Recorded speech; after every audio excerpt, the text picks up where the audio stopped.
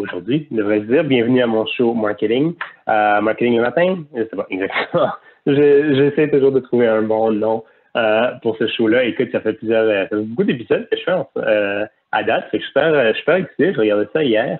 Puis ce qui est fun, c'est constamment évoluer son approche.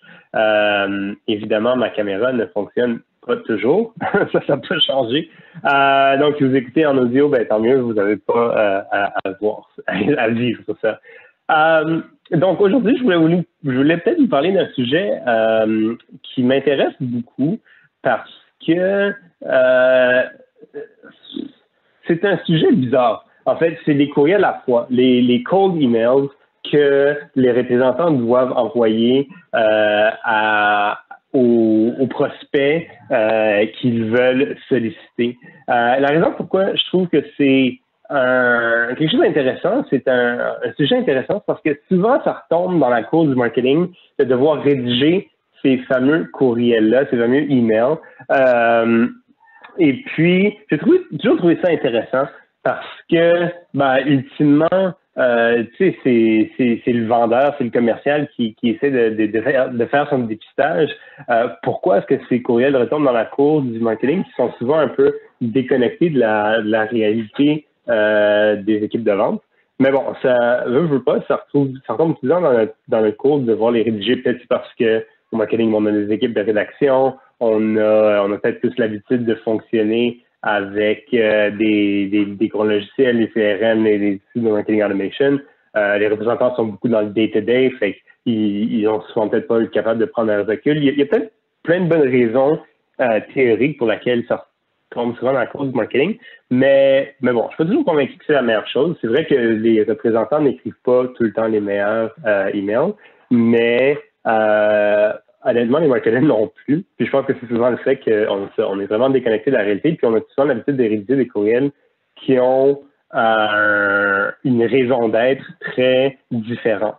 Parce que quand au marketing, on écrit beaucoup de courriels, des infolettes, des newsletters, oh my gosh, la caméra fonctionne mal aujourd'hui. Des infolettes, des newsletters, on écrit des courriels de nurturing. L'objectif des courriels qu'on rédige d'habitude est très différent de celle des vendeurs, des représentants.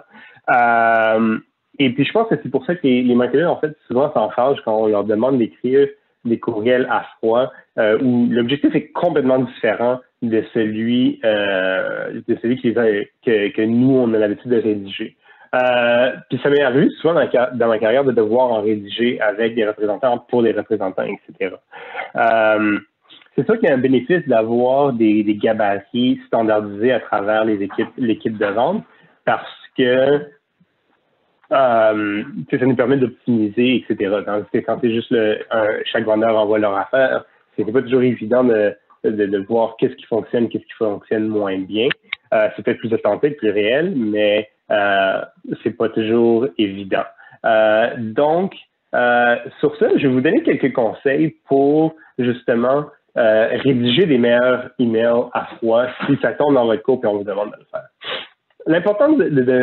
Ce qui est important de savoir, de comprendre, c'est quoi l'objectif de ce courriel-là. Fait que souvent, au marketing, nos objectifs, c'est engager le monde, rédiger quelque chose aussi, par exemple, c'est une infolette, s'assurer que le monde clique, à lire des articles, etc.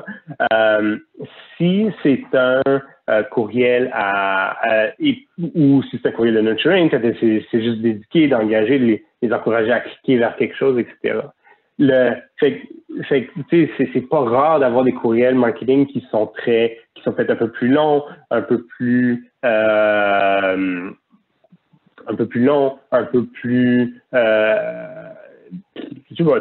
qui encourage plus avec beaucoup de storytelling dedans, etc. C'est pas rare de trouver ça. En vente, pour tes commerciaux, le courriel à froid est complètement différent parce qu'il y a un objectif pur et simple, c'est d'avoir une réponse d'un prospect. Rien d'autre est important. On ne veut pas parler de notre marque. La personne qui reçoit ça ne s'attend pas à la recevoir, ne veut pas nécessairement la recevoir, n'a pas le temps de le lire comme il faut. Donc, juste avoir une réponse, juste, entre guillemets, avoir une réponse et est primordial. C'est ce qui est important. Prime au-dessus de tout. Le prospect que les résultats s'en fichent de qui est la compagnie, qui est l'entreprise, qui est le représentant, qu'est-ce que vous faites, comment vous le faites, etc. Ce qu'ils veulent savoir vraiment, c'est ils veulent répondre. Ils veulent être engagés, interpellés à répondre. Donc, et puis ça, c'est important pour que les marketeurs se rappellent, c'est qu'on veut une réponse rapide, immédiate, c'est ce qu'on veut. Fait que déjà, quand on commence à rédiger son courriel, il faut comprendre que c'est ça qu'on recherche. Et puis, tout ce qui est pas pertinent à la réponse ne devrait pas être inclus dans un courriel. C'est pour ça que souvent les courriels à la fois vont être extrêmement courts parce que on n'a pas le temps de gaspiller le temps du lecteur avec plein d'autres choses qui pourraient être peut-être plus pertinentes dans un courriel de nurturing. Tu sais, si quelqu'un s'abonne à notre blog, ça fait du sens de parler de qui est l'entreprise, notre culture, nos employés, etc. Dans un courriel à la fois, ça vaut zéro la peine parce que c'est parce qu'on sait qui est l'entreprise, c'est quelqu'un qui va être plus encouragé à répondre au courriel. Donc, sur ce, je vous dirais, la première chose à faire, c'est d'aller court. 1 ligne, 2 lignes, 3 lignes maximum, c'est à peu près tout. Tu devrais être capable de tout dire dans 3 lignes. Si ça prend plus que 3 lignes, c'est qu'il y a des choses qui sont pas pertinentes. Je vais vous donner une petite bémol à la fin là, de tout ça. Et puis, donc, c'est ça. Fait que je vous encourage vraiment, allez-y, court en premier lieu. C'est la première règle. Le plus court, le mieux. Une phrase, parfait. C'est ce qui compte. Là, la première chose, ça, c'est parce qu'on veut faire une réponse. Le monde, ça, encore une fois, je répète, parce que le récipient ne s'attend pas à recevoir le courriel, il n'a pas le temps de le lire, il ne veut pas le lire, il n'est pas encouragé à le lire. Donc, court pour aller droit au but. Le deuxième élément, comme on avait dit, c'est la réponse. C'est toujours vers quoi on optimise.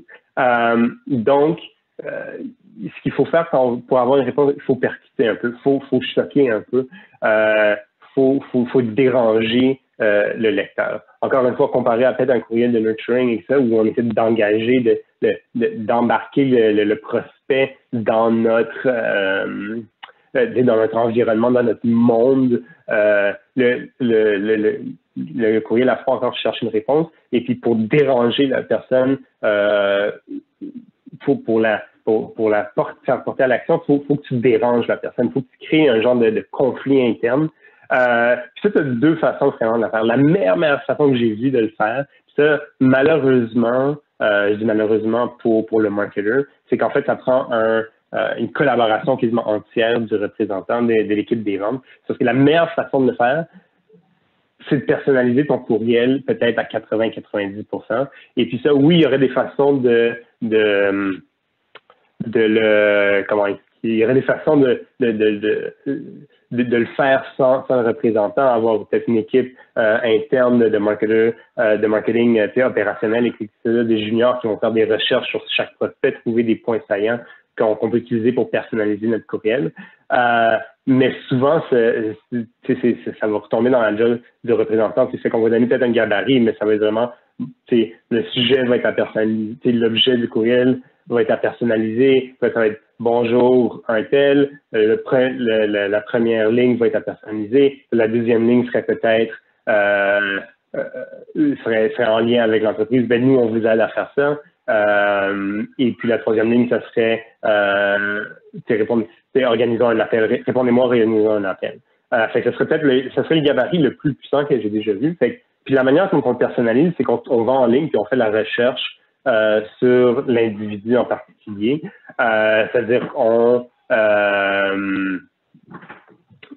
fait la recherche sur l'individu en particulier. Donc, on va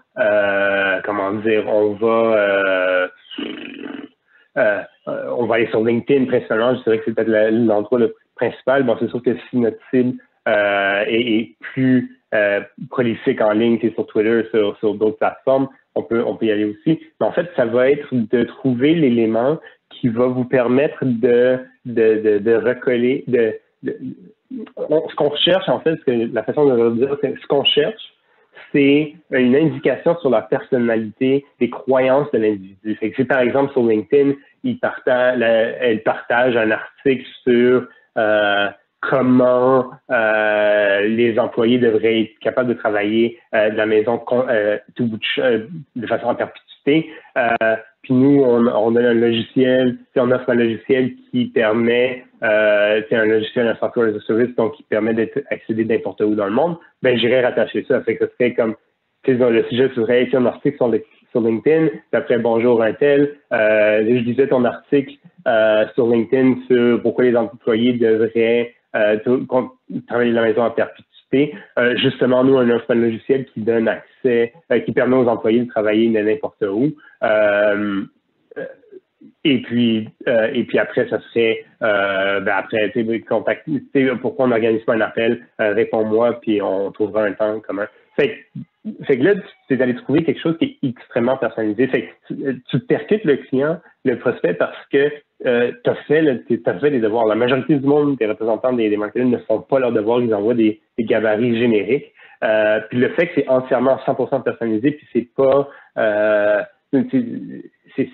facile à faire, c'est que tu vas aller percuter ton client parce que ça va être vraiment Fabrice a vraiment fait ses devoirs là-dessus, etc. Puis honnêtement, les taux de réponse sur ces types de courriels-là sont extrêmement bons.